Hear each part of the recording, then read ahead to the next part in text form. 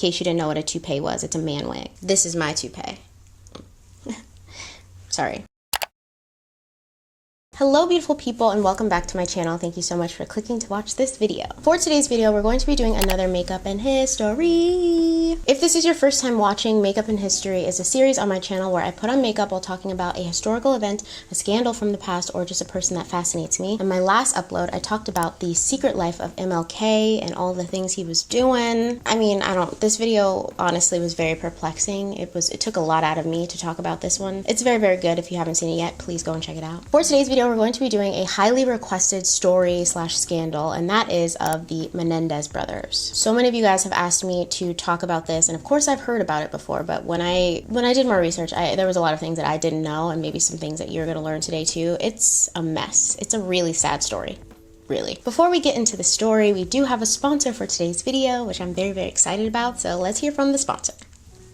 The sponsor for today's video is ThredUp. Whoa! Thank you! Thank you so much, ThredUp. Thank you! Thank you, ThredUp. What is ThredUp, you ask? ThredUp is an online thrift store where you can shop name brands like J. Crew and Steve Madden and designer brands like Gucci and Tory Burch, all for up to 90% off the original retail price. There's over 40,000 brands on the site with new arrivals coming in every day. I got this top from them. This is from Madewell. Look at how cute she is. I feel very, what's that movie? It's a scary movie. I couldn't finish it. Midsummer. This is my vibe. I'm a very midsummer vibe. I don't know if that's a good thing, but it's cute, right? On the site, you can shop by brand, style, color, and even size. One of my favorite things is you can create an account and then put in your sizes, and it'll only show items that are in your size, which is amazing. So I got this top as well as some other tops. I also got some really cute dresses. I am obsessed with them. Here's another one of the tops that I got. The original price was $98 and I paid $29 for it on ThredUp.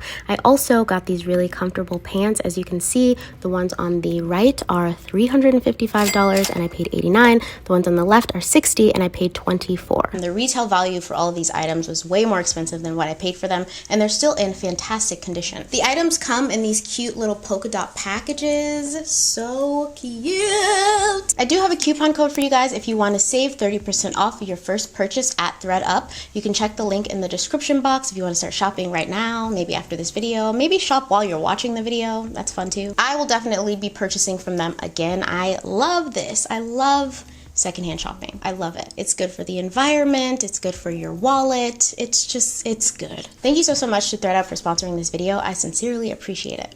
If you haven't already and you would like to, please subscribe to my channel and turn on the notification bell so that you're notified when I upload. Do it, okay? Don't be fake. Subscribe and turn on the notification bell. Don't be fake, do it. All right, without further ado, let's put on some makeup and get into the story. All of the products and everything that I'm using will be listed down in the description box below. And I do want to do a warning, a trigger warning for this video. It does involve talking about domestic violence, child abuse. So if those are triggers for you, I would proceed with caution. I definitely learned a lot about this story that I didn't know. I mean, it happened when I was barely born, but it is a very infamous story that pretty much everyone who knows pop culture knows who the Menendez brothers are. And there was still a lot that I didn't know. Like, there's so much we don't know, folks. We don't know anything. The older I get, the more I realize I don't know anything. Nothing. If you are familiar with this story, please feel free to fact check me down in the comments below, as well as include any additional information that I don't say. All right, so to start this story, we need to get in our time machines and we need to go back to about 1944 when Jose Menendez was born, the father of the Menendez family. Put your seatbelt on. Boom.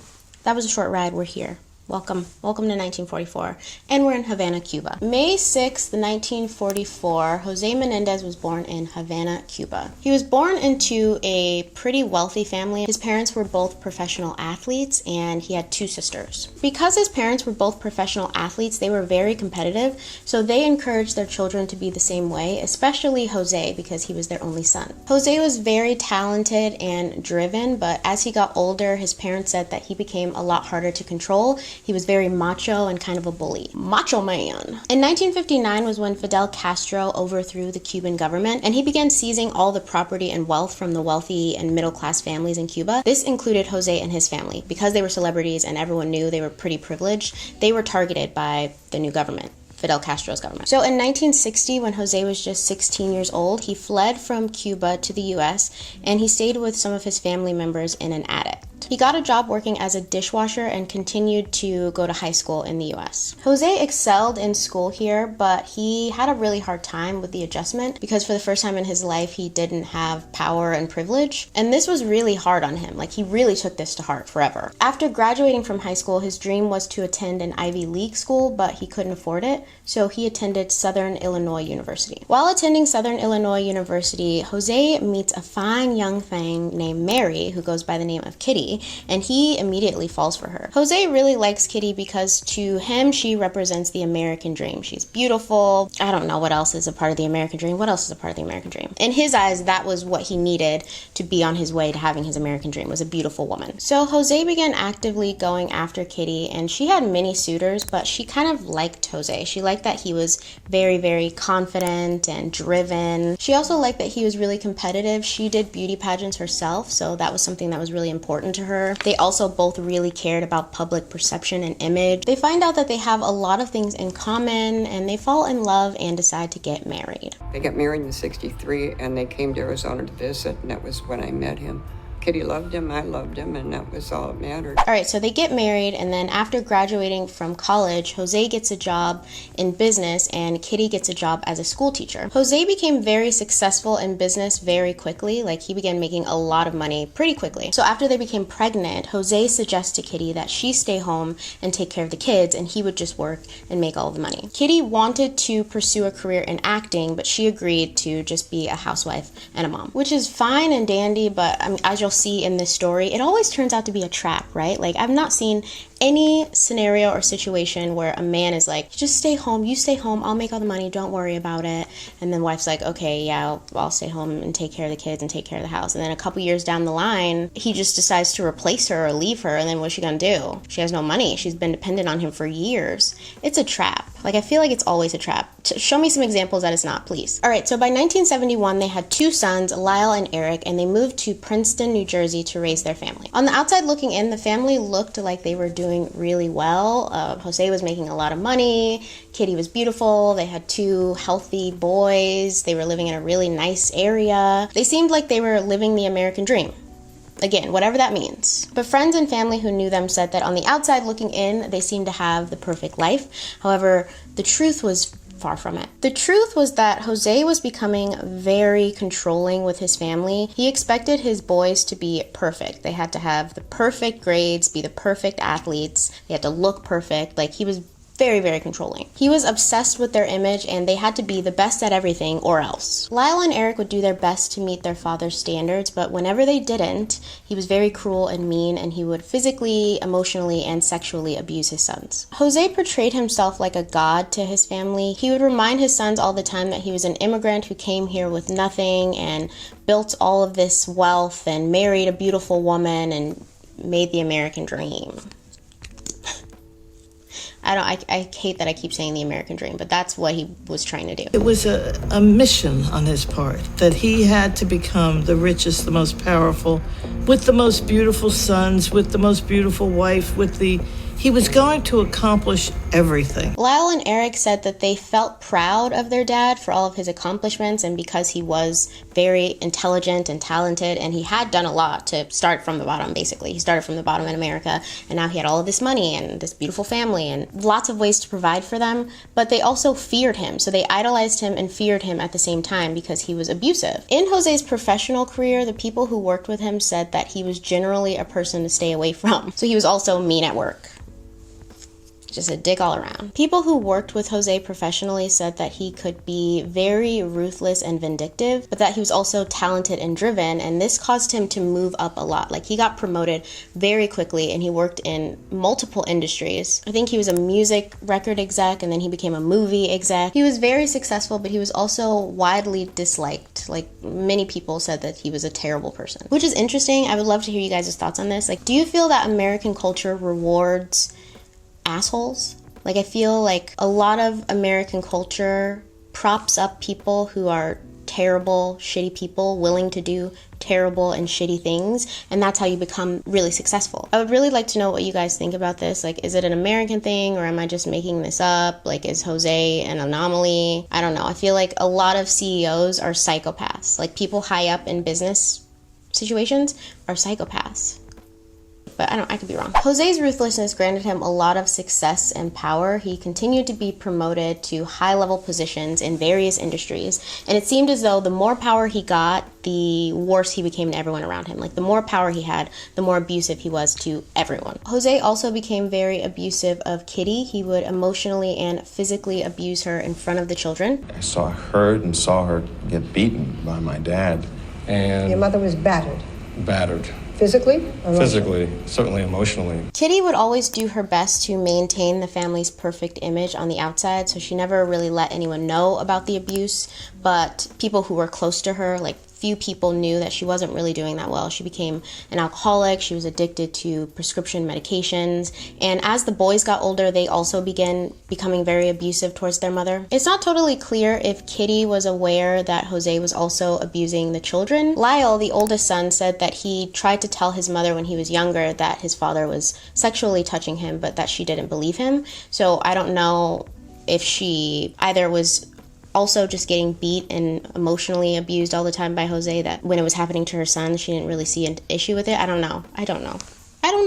That's really sad. All right, so in 1987, Jose gets a job as a movie executive, so the family leaves New Jersey and moves to California. They end up buying this beautiful home in Beverly Hills that apparently Michael Jackson and Elton John were both residents of at one point. It was a very, very beautiful house, multi-million-dollar house. On the outside looking in, the family still looked like they were great. They had it all. But on the inside, it was just getting worse and worse and worse. Both Lyle and Eric had started to rebel a lot. They were getting in trouble with the police. They were hanging out with bad crowds, getting arrested. Lyle, who was 20 years old at the time, was definitely the more dominant of the brothers, and he began pushing back against his father a lot. He was really, really rebellious at this time. He was a major playboy and began dating a lot of women in California, which his parents really didn't like, and he would constantly get into fights with his mom and belittle her and just be he was terrible to her. The younger brother, Eric, was the more submissive one. He was quieter, he kept to himself.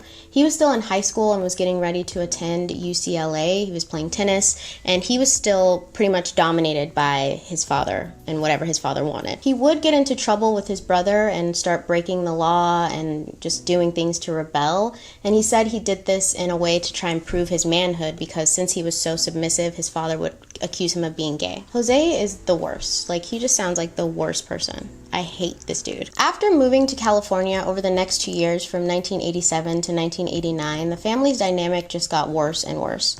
Kitty and Jose both didn't like that their sons were trying to ruin their family's image by getting in trouble and getting arrested. They began speaking to friends and family about taking their kids out of their will. And I said, "What are you doing with the computer?" And she said, "I'm changing my will." And as I looked down the aisle of the house, I said to Kitty, "Lyle's hearing you.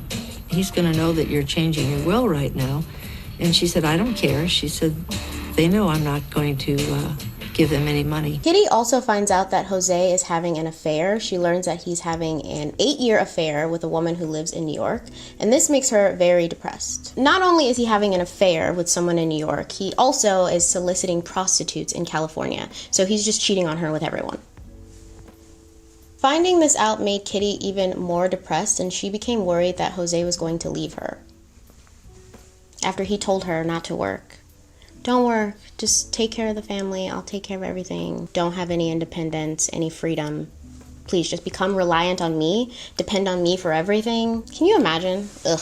Kitty became even more depressed by this and began abusing medications, and her doctors even believe that she may have tried to commit suicide by taking too many sleeping pills. The family's dynamic was just really messed up. Like, it was just messed up. Like, no one in the family really got along that great. I mean, Eric and Lyle kind of got along, but Eric says that Lyle would always bully him as well. Kitty and Jose aren't getting along. Kitty tries to kill herself. Both of them hate their sons, and the sons both hate their parents. It's just a mess. Like, no love in the family, none. Ugh, but it's about to get a whole lot worse. It's gonna get worse. All right, so here's where the story gets crazy. On August 15th, 1989, Kitty and Lyle get into a huge fight, which happened often. They would argue all the time. But this time, Kitty reaches onto Lyle's head and snatches off his toupee, his man wig. In case you didn't know what a toupee was, it's a man wig. This is my toupee. Sorry. Eric sees this happen and he is shocked because he didn't know that his brother was wearing a wig. He had no idea. So after this altercation, Eric decides to talk to Lyle because he's like, wow, how come I didn't know you were wearing a wig? Like, what else don't we know about each other? So the two brothers start having a heart-to-heart, and Eric opens up to Lyle about the fact that his father has still been sexually abusing him. When Eric tells Lyle this, he is shocked because he knows that his father was sexually abusive, but he thought that it had stopped when they became older because it stopped to him. He had no idea he was still sexually abusing his brother. At the time they're having this conversation, Lyle is 21 and Eric is 18, I think. Lyle gets really upset because he wonders why Eric hasn't said anything sooner or tried to stop it. He's also pissed that his dad is still doing it, so he decides he's going to confront him. A couple days later, on August 17th, 1989, Lyle confronts his dad and he's like, what are you doing? Why are you sexually abusing Eric? So what is going on with you? Jose is furious that Lyle is even bringing this up. He's like, how dare you? Don't talk to me about this. Eric is my son. I can do whatever I want with him. Mind your business, basically is what he says. Jose then starts screaming at Eric. He's furious at Eric for telling Lyle. He's like, I told you not to tell anyone, and now Lyle's going to tell everyone, and it's this whole big mess. It was a huge fight. The fight gets pretty bad and basically ends with Jose insinuating that he would have Lyle and Eric killed. He felt that since the family was talking about it and that Lyle had confronted him about it, that Lyle was going to tell other people, and he didn't want his public image ruined, right? That's what he cared so much about, his public image. So it was implied that he would rather have his sons killed than be called a pedophile in public. Now, we don't know if this is true or not, whether he actually was trying to have his sons killed or was planning to have his sons killed, but this is how Eric and Lyle felt after the big fight. So on August 18th, 1989, they went and bought guns to protect themselves. So Eric and Lyle drive to San Diego and pick up two 12-gauge shotguns. Now, I don't know anything about self-defense weapons, but a 12-gauge shotgun seems like a bit much. I don't know, though. I don't know. It's also a bit suspicious that they drove to San Diego to pick up the weapons. On August 19th, 1989, Jose announces to his family that they're going on a fishing trip and that everyone has to go. And this was really weird to Eric and Lyle because they hadn't really talked to their parents since they had that huge fight about their dad being sexually abusive. So they were like, we're going fishing? What? But it wasn't optional. Apparently it wasn't optional. They had to go fishing. This really sparked their paranoia. They were convinced that their parents were taking them out on a boat to the middle of the ocean to have them killed. Like, this is when it was going to happen. Also, during this whole thing, Kitty is siding with Jose. Like, during the whole big fight, Kitty was on Jose's side about everything. Like, she heard everything and was like, yeah, I'm going to side with my husband on this over my children. Allegedly, that's just the story.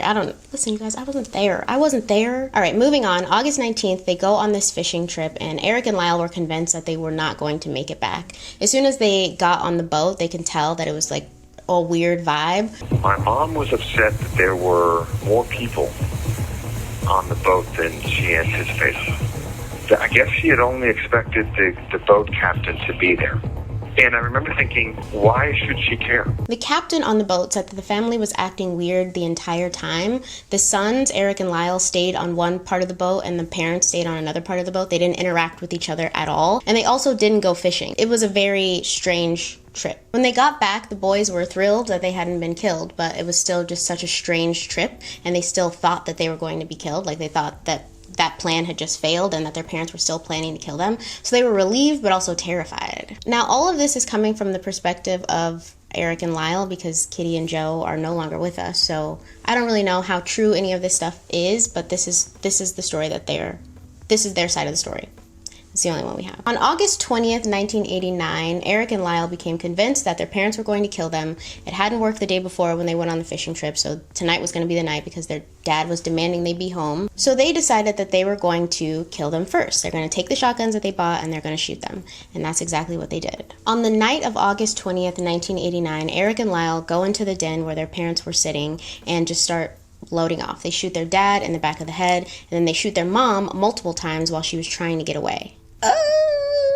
After Afterward, they said that they sat in the house and waited for the police to show up because they lived in Beverly Hills. It was a really nice area. 12-gauge shotguns are loud, so someone's bound to hear it and call the police. But no one calls the police. They waited for almost an hour and no one shows up. So then they decide that they're going to try and get away with it. They decide to leave the house and go buy movie tickets and make an alibi for themselves. So they leave, come back 2 hours later after buying movie tickets, and they suspect that maybe by then someone would have called the cops, but still no one's called the cops. So they decide they're going to call the cops themselves and claim that they found their parents there dead. I don't even know how to say that. Like, this is so terrible. I'm not laughing. It's just terrible. This is a terrible story. I'm sorry. What's the problem?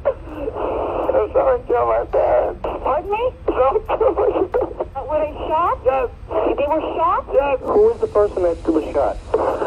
My mom and my dad. So Lyle is the one who makes the 911 call, and I think it's important to note that it kind of seems as though Lyle was the one orchestrating this whole thing. Like, Eric didn't really seem to be planning any of this. It was kind of Lyle planning all of it and Eric just following suit. That's how it seems. I don't know though, I wasn't there. But Lyle makes the 911 call, and it's now an infamous call because he's crying and screaming, someone shot my parents, someone shot my parents, and of course the dispatcher is like, oh my god, wow. So they immediately send police. So immediately when the police show up to the crime scene, this investigation was treated kind of delicately because of the location, because it was Beverly Hills and this kind of thing didn't happen in Beverly Hills. There are things that could have been done that night that would have proven that they were the killers.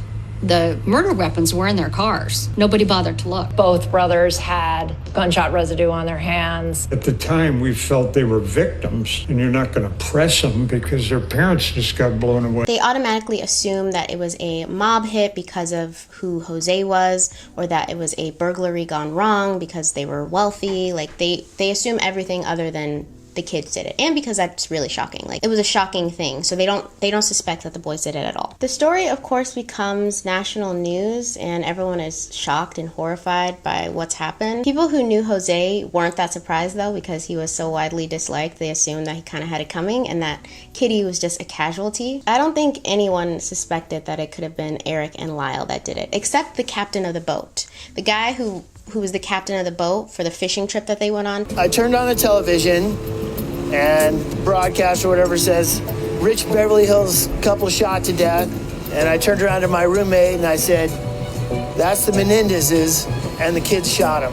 What made you say that? I don't know. Weird feeling, night before, being so weird. Months after Jose and Kitty were murdered, Eric and Lyle still were not the suspects, so they continued just living their lives as usual, and because they were the sole beneficiaries to their father's fortune, they continued just spending his money. They spent a lot of money. In the months following their parents' murder, they spent almost $1 million. Eric, who is the more sensitive of the two brothers, was really having a hard time during all of this. He felt really depressed and guilty, and he was having a hard time holding in this secret. Lyle didn't seem to be bothered that much. Honestly, Lyle seemed like he was going down the same path as his dad. He was a bit of a psychopath, maybe.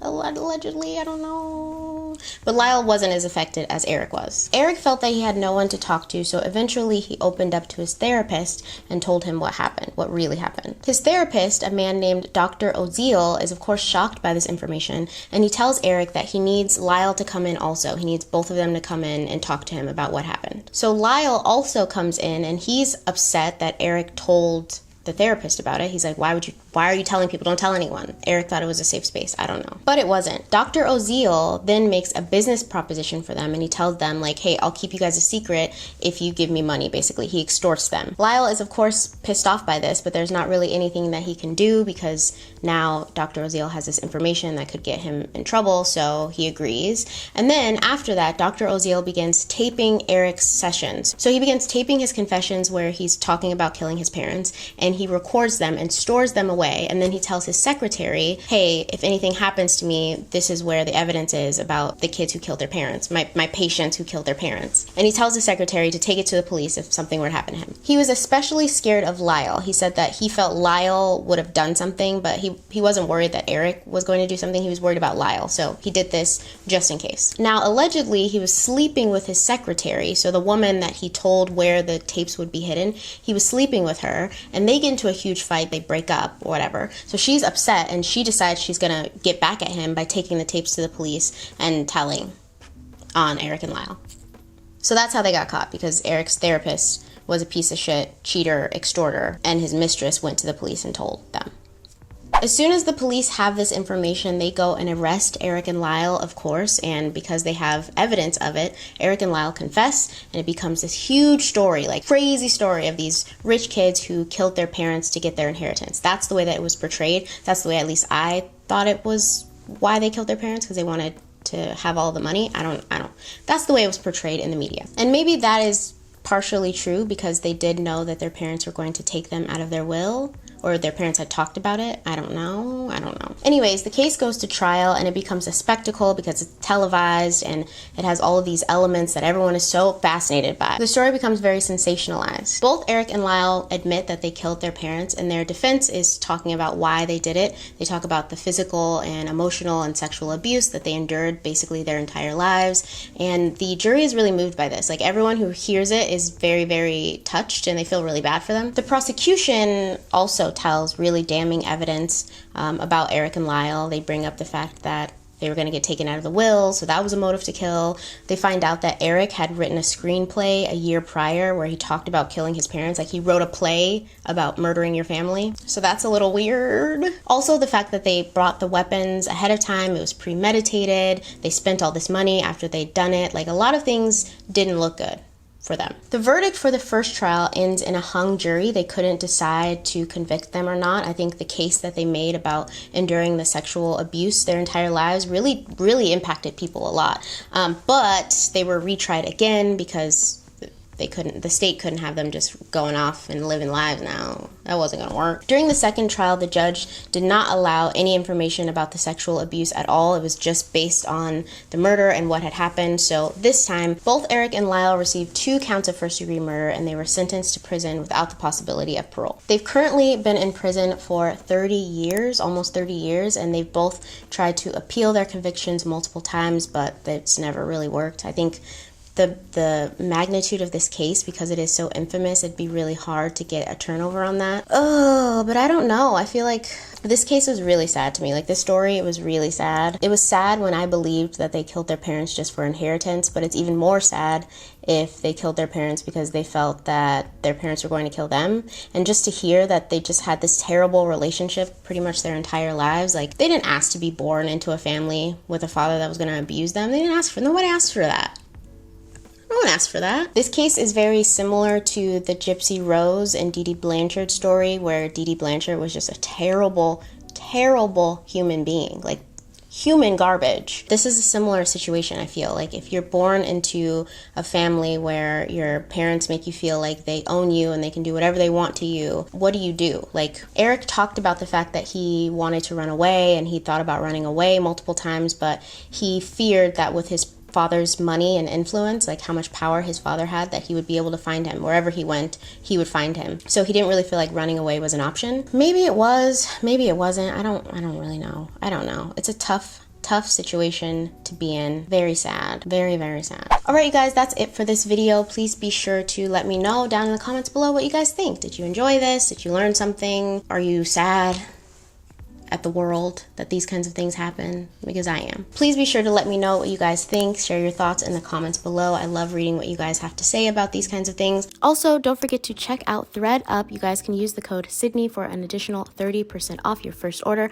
Thank you so much to ThredUp for sponsoring this video. I am obsessed with this site. I know you guys are going to love it too, so check the description box for the link. Also, give this video a thumbs up if you enjoyed it. It helps me out so much. Thank you guys for watching another makeup and history. Thank you guys so much for watching and hanging out with me. I love you. I love ya. I'll see you in my next video. All right. Okay. All right, bye.